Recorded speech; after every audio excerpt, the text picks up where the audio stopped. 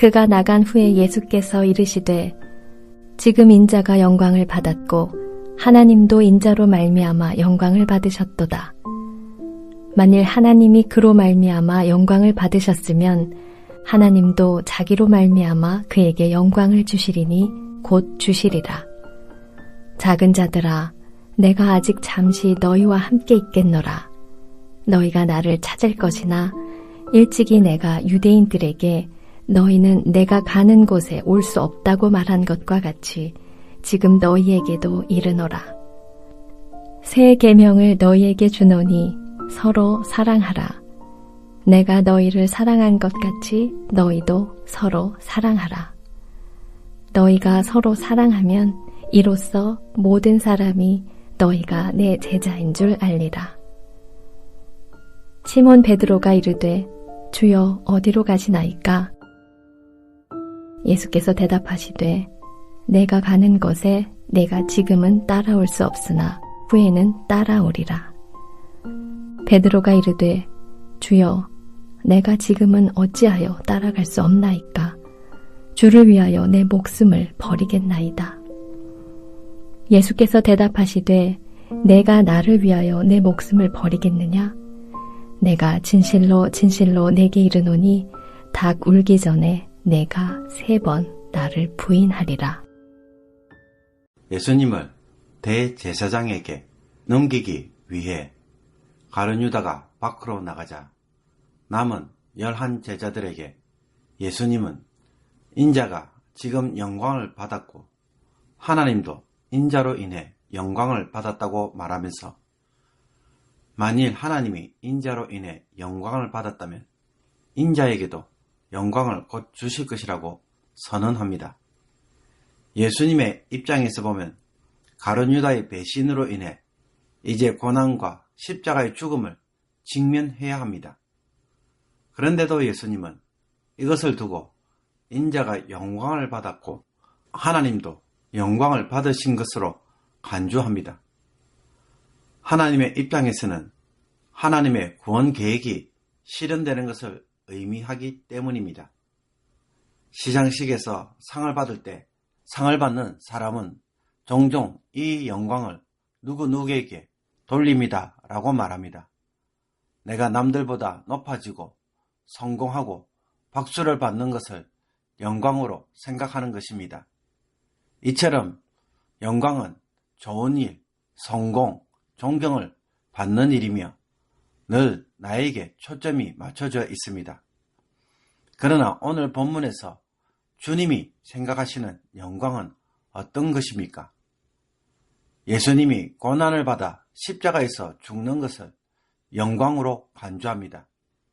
대단한 사건, 좋은 사건, 성공한 사건이 결코 아닙니다. 그런데도 이것이 하나님께 영광이 됩니다. 그리고 예수님의 뜻이 아닌 하나님의 뜻이 이루어져서 하나님이 어떤 분이신지 세상에 드러내고 높임을 받는 것을 영광으로 여깁니다. 십자가의 사건을 통해 하나님의 공의와 사랑이 드러나므로 내가 아닌 하나님이 높임을 받는 것입니다. 그러므로 우리가 하나님께 영광을 돌리기 위해서는 반드시 세상에서 잘나야 하고 성공해야 하고 멋진 일을 해야만 하는 것이 아닙니다. 예수님처럼 세상에서 도리어 비천하게 버려지지만 그 일을 통해 하나님이 어떤 분이신지 드러나고 하나님이 높임을 받게 된다면 그것은 하나님께 영광이 되고 우리에게도 영광이 됩니다. 이런 영광의 의미를 우리가 제대로 깨닫는다면 우리는 삶의 모든 일에서 얼마든지 하나님께 영광으로 돌릴 수 있게 될 것입니다. 또 영광으로 교만해지는 일도 없을 것입니다. 이 말씀을 하신 후 예수님은 제자들을 향하여 부모처럼 작은 자들아 라고 다정하게 부르시면서 제자들과 잠시 동안만 함께 있을 것이며 제자들이 예수님을 찾지만 예수님이 가시는 곳에 갈 수 없음을 미리 알려주십니다. 그러면서 새 계명을 너희에게 주노니 서로 사랑하라. 내가 너희를 사랑한 것 같이 너희도 서로 사랑하라 라고 말씀합니다. 여기서 새 계명은 예수님의 죽음을 통해 새 언약이 성취되어지고 그 새 언약에 따라 제자들이 살아가야 할 언약적 삶을 의미합니다. 십자가에서 흘리시는 피가 언약의 피가 되고 그 피로 제사함을 받아 하나님의 자녀가 되는 길이 열리기 때문입니다. 이 자는 내 피로 세우는 새 언약이니 곧 너희를 위하여 붙는 것이라. 그렇다면 새 언약의 백성들이 살아가야 할 새로운 삶으로 주신 계명이 무엇입니까? 바로 주님의 새 계명입니다. 과거 이스라엘이 시내산에서 언약을 맺을 때 받은 계명은 십계명으로서 하나님을 사랑하고 이웃을 내 몸같이 사랑하라 라는 것이었습니다. 그러나 새 언약의 백성은 첫째 내 몸같이가 아니고 주님이 사랑하신 것 같이 사람을 사랑하는 것입니다. 둘째로 옛 계명에 있던 하나님에 대한 사랑이 빠지고 사람을 사랑하는 것만 강조되고 있습니다. 이것은 하나님에 대한 사랑을 무시하는 것이 아니라 예수님을 믿는 것이 곧 하나님을 믿는 것이기에 이미 믿음에 의한 사랑이 포함되어 있다고 말할 수 있습니다. 즉 서로 사랑함으로 예수님을 사랑하는 자, 제자임을 드러내는 것입니다.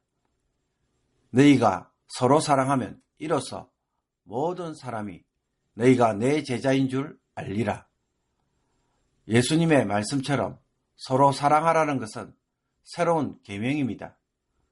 행해야 할 의무를 가지고 있고 행함으로 예수님에 대한 사랑을 증명해야 합니다. 이 사랑을 증명하지 못하면 예수님의 제자라고 감히 말할 수 없다는 것입니다.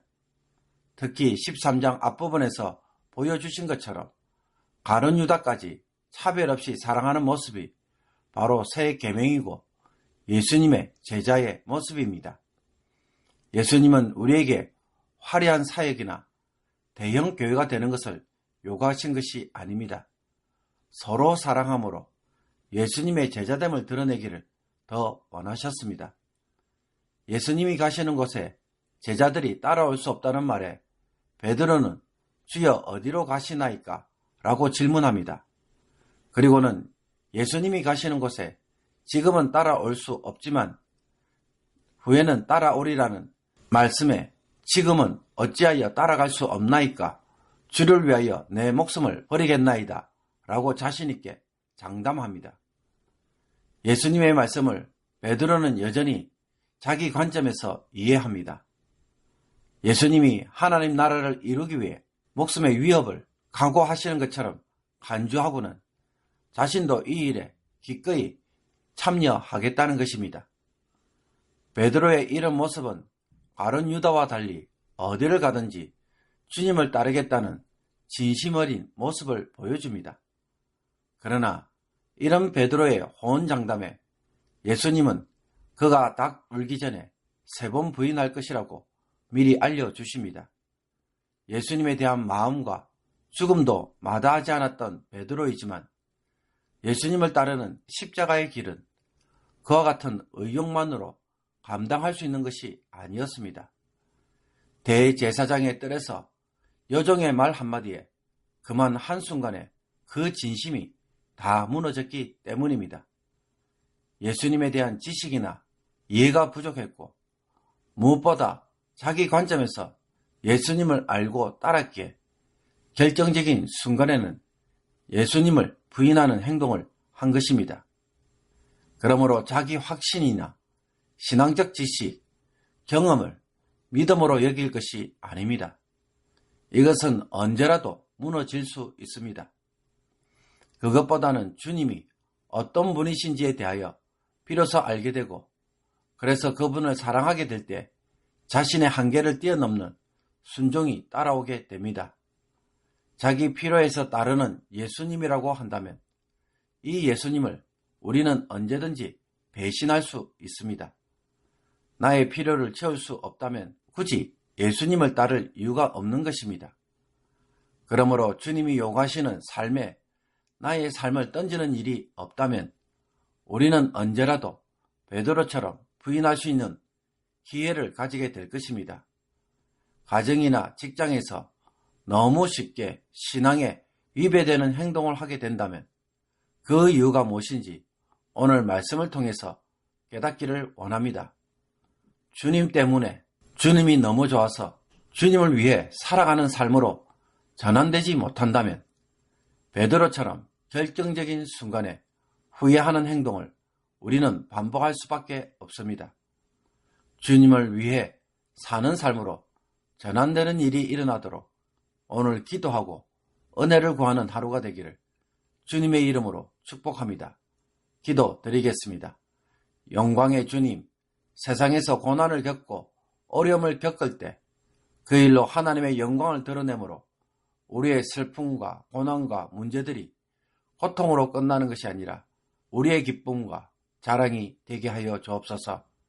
하나님이 어떤 분이신지 우리의 삶을 통해 오늘도 드러내는 일에 힘쓰게 하옵소서. 사랑의 주님, 제자들을 끝까지 사랑하신 것처럼 저희들도 주님처럼 서로 사랑하는 자들이 되어 주님의 제자로 인정받게 하여 주옵소서.